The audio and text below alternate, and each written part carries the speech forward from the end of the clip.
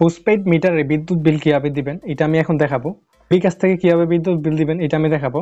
সেজন্য প্রথমে পে বিল অপশনে ক্লিক করবেন।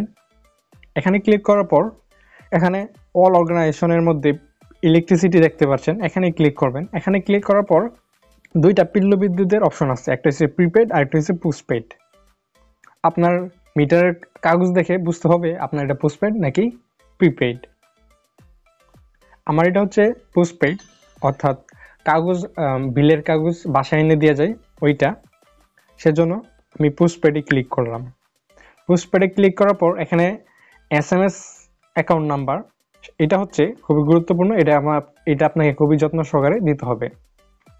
এটা হচ্ছে আপনার বিলের কাগজের মধ্যে গ্রাহক বা হিসাব নং নামে 13 ডিজিটের একটা সংখ্যা আছে, এটা হচ্ছে SMS অ্যাকাউন্ট নাম্বার।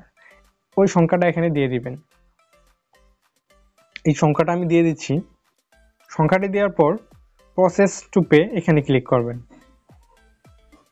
এখানে ক্লিক করার পর আপনার বিদ্যুৎ বিলের সাথে আপনার বিলের টাকাটা মিলিয়ে নেবেন। টাকা মিল পাওয়ার পর ট্যাপ টু কন্টিনিউ বাটনে ক্লিক করবেন। এখানে ক্লিক করার পর আপনার পাসওয়ার্ডটি দিয়ে দিবেন। তারপর এখানে ট্যাপ করে ধরে রাখবেন। আপনার বিদ্যুৎ বিল দেওয়া হয়ে গেছে।